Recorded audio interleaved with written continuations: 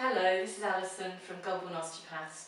The subject of this month's newsletter is calf tightness, and I wanted to explain how a tight calf could affect your low back, for example. It could affect lots of things in the body, all the way up to the shoulders and neck, but we're going to focus mostly on the low back, or the lower extremity as well a little bit. So most patients understand when I assess them why I want to look at their whole body, and I might start at the feet and the ankles and work my way up, or I might just look at them moving globally. But most people, I think, understand that one bit is connected to the other, and one part has an effect on another in a loose sense. But I just want to go a little bit deeper into that and try and take the example of the ankle and explain a little bit more about how that could give you low back pain, for example. So, I'm going to use the example of gait or walking, because the majority of us do a fair amount of walking. So, let's think about when we take a step, and let's think about our right calf and assume it's the right calf or ankle that is tight. So when I take a step with my left, and this leg swings through, and my body, my pelvis is moving forward, you can see that what I need, what my ankle needs to be able to do, it needs to be able to get into this position that a lot of us can't quite manage. So what happens if my ankle can't actually I haven't got that motion here that I need? Other bits will start compensating, and this will be different in every individual, but we're just going to use a few examples here. One bit that could compensate would be these joints of the forefoot. So what could happen there? Well, in order to get more of this motion, if that foot collapses, if that arch collapses towards the floor more, then I can get that motion out of those joints. They can do it for the ankle, or do some of it. But there's a problem with that, of course. That's not how the body really wants to achieve it.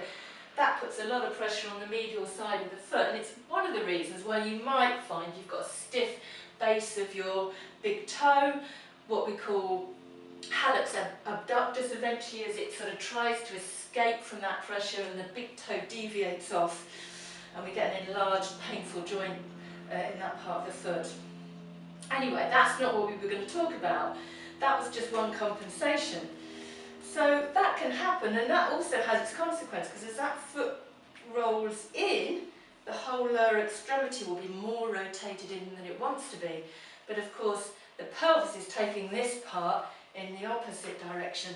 That's going to give the knee some trouble and create some torsion at the knee. So it might be a reason why you've got some pain, discomfort at your knee.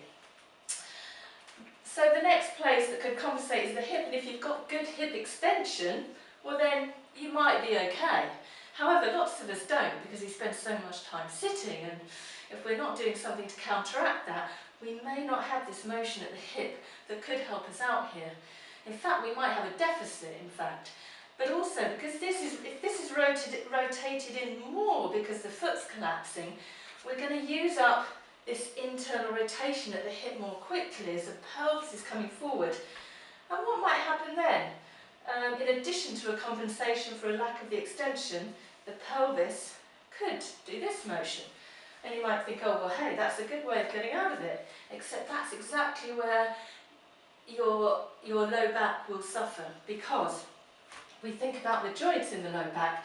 They're coming up from the pelvis like this, and they're coming down from the low back like this. So if I'm the right side joint, they're hooking on like so.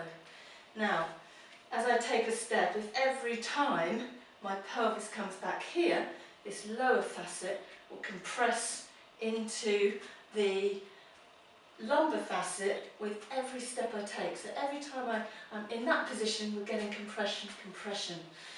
Over time, that will cause inflammation, irritation, eventually could be much worse than that and cause much more serious problems for the low back. So hopefully that gives you just a little bit of an idea of how something as simple as a tight calf, which is extremely common just because they get tight, because we haven't stretched them, could be due to a previous injury like an ankle sprain, which are incredibly common, how that can have a knock-on effect and cause all sorts of problems for the body. So we talked about the foot, we talked about the knee, we've talked about the low back, and we could carry on all the way up through the body to the shoulder and the neck. But I hope that will give you a little bit more of a sense of why looking at the feet and the ankles are really important for any part of your body that is having pain, stiffness or dysfunction.